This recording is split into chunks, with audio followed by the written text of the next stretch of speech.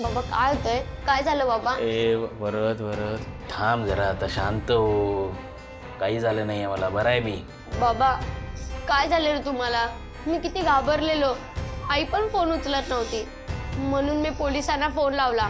काय अरे डॉक्टरांना फोन लावायच्या ऐवजी पोलिसांना फोन लावलास कशाला? पोलीस काकाच आले असतील. या काका या. संतोष दळवी, काय घडलं इथे? नाही काय नाही घडलं. मी घरी आलो ना तेव्हा बाबा बेशुद्ध पडलेले. मला खूप भीती वाटली म्हणून मी तुम्हाला बोलवलं. शांत हो बाळा, मी आलोय ना. बोला संतोष दळवी, कोणी मारलं तुम्हाला आणि का? हा कोण मारणार मला? कोणी नाही. म्हणजे मी या भिंतीवर माझं डोकं आपटलं, चक्कर आली मला आणि मी पडलो. असंच आपटलं डोकं भिंतीवर? नाही म्हणजे एका माणसाने ढकललं म्हणून भिंतीवर आपटलो. कोण होता तो माणूस? काय माहीत. म्हणजे दरवाजावर आला होता तो, घरातल्यांची चौकशी करत होता. थकलेला वाटलं म्हणून पाणी द्यायला आत गेलो तर आतच आला, उचकाबाचकी करायला लागला. म्हणजे मला विचारायला लागला. मी आतमध्ये आलं म्हणून सरळ त्याच्या अंगावर धावून गेलो, त्याला बेदम मारलं ऐक. आणि मग त्याने मला ढकललं तर मी भिंतीवर आपटलो. मग चक्कर आली मला आणि पडलो. कदाचित चोरी करायला आला असेल. चोरी? हां. काय केलं चोरीला? चोरीला तसं काहीच नाही हो गेलं. घरात चोर घुसला आणि काहीच चोरी न करता निघून गेला. काहीच नेलं नाही त्यांनी? TV, मोबाईल काहीच नाही? बघा ना हो, काहीच नाही नेलं. हां, त्याला कदाचित माझी दया आली असावी. माझी अशी दयनीय अवस्था बघून त्याला दया आली असावी, म्हणून त्याने काही चोरी न करता तसाच निघून गेला बिचारा. तुमचा कोणावर संशय तर नाही ना? चोराचं वर्णन तर लक्षात असेल ना तुम्हाला? म्हणजे तक्रार नोंदवून घेताना लागेल. नाही इन्स्पेक्टर साहेब, माझा कोणावरही संशय नाही आहे आणि माझी तक्रारही नाही आहे. मला तक्रार करायचीच नाही. चोरीच झाली नाही ना, मग कसली तक्रार करायची? बरोबर की नाही? माझा मुलगा घाबरला म्हणून त्याने तुम्हाला बोलवलं. वेडा आहे. डॉक्टरांना बोलवायचं सोडून पोलिसांना बोलवलंस. साहेब तुम्ही या आता, मी पण जरा आराम करतो. खूप डोकं दुखतं. जोरात लागली भिंत. तू ठीक आहेस ना बाळा? तू कोणाला पाहिलं होतंस? त्याला काय झालंय? म्हणजे तू नंतर आलास ना रे बाळा? हां नंतर आला तू, त्याने कोणाला नसेल बघितलं. साहेब तुम्ही या आता. ठीक आहे, येतो आम्ही. पण तुमच्या घरी चोरीचा प्रयत्न झाला आहे, काळजी घ्या. आणि तुम्हाला परत काही संशयास्पद वाटलं तर तक्रार नोंदवा. हो हो.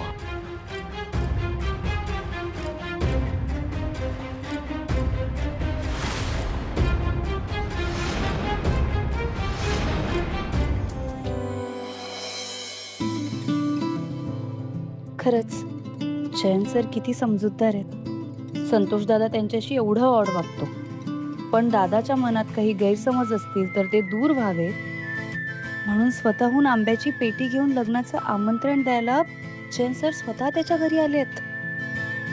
हे करायला किती मोठं मन असावं लागतं. नाहीतर आजच्या काळात होणाऱ्या बायकोच्या भावासाठी एवढं कोण करतं?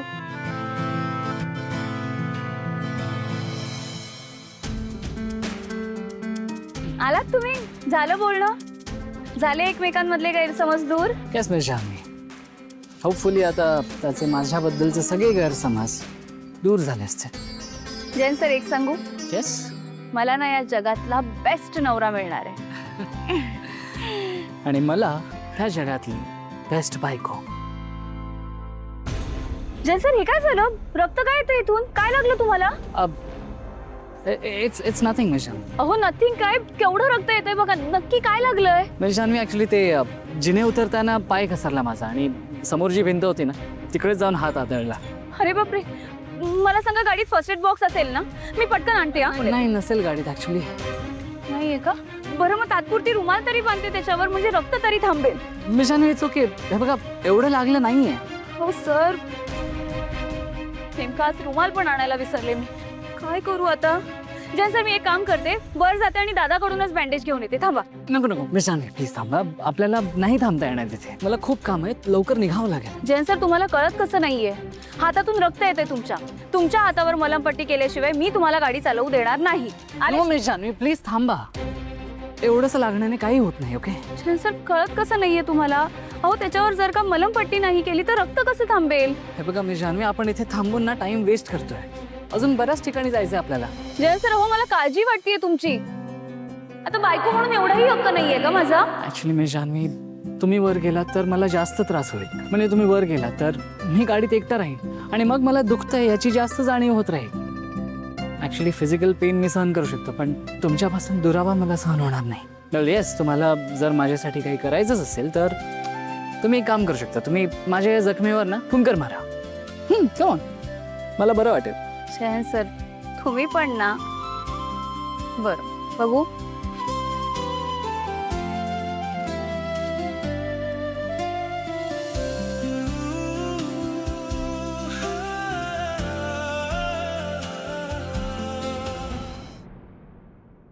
समेश जान्हवी, लवकरच तुम्ही जान्हवी जयंत कानेटकर होणार आहात.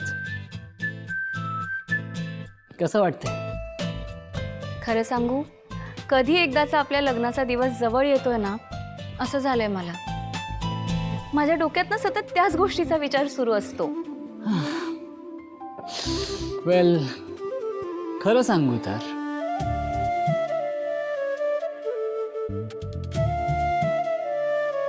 माझ्या पण दिवस रात्र फक्त तुम्हीच असता माझ्या मनात, माझ्या हृदयात.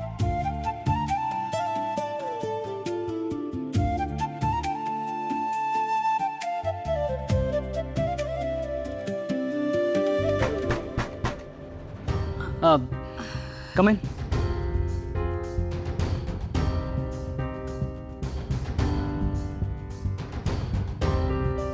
येस मिस्टर विश्वा. मिस्टर कानेटकर, मला तुमची परमिशन हवी होती. कसली परमिशन? ॲक्च्युली मला जान्हवीसाठी एक वेडिंग गिफ्ट घ्यायचं होतं, पण जे घ्यायचं होतं ते जान्हवीच्या चॉईसच घ्यायचं आहे. सो मी काही वेळासाठी तिला शॉपिंगसाठी घेऊन जाऊ का? विश्वा, तू माझ्यासाठी वेडिंग गिफ्ट घेणार आहेस?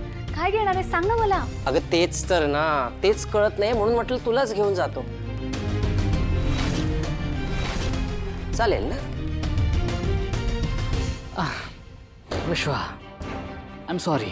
मी तुम्हाला परमिशन दिली असती, बट ते आज पॉसिबल नाही. हा, आम्ही थोड्याच वेळात परत जाऊन येऊ आणि जान्हवीला पण यायचं आहे. हो ना जान्हवी? हो ना Jayant sir, please please please आम्हाला जाऊ द्या. आम्ही लगेच जातो आणि लगेच परत येतो. हो ना? मी जान्हवी, पण मी पण काही प्लॅन केला होता. कसला प्लॅन? जान्हवी, आता आपलं लग्न होणार आहे, सो मला पण तुम्हाला लग्नाचं वेडिंग गिफ्ट म्हणून काहीतरी स्पेशल द्यायचं होतं. त्यासाठी मी एका पर्ल ज्वेलरी डिझायनरला इथे बोलवलं होतं. तुम्हाला हवी ती ज्वेलरी तुम्ही चूज करा. सॉरी विश्वा, मला खरंच या प्लॅनबद्दल माहीत नव्हतं. अरे आय एम सॉरी विश्वा, पण आजचा दिवस माझ्या होणाऱ्या बायकोचा सगळा वेळ माझ्यासाठी आहे.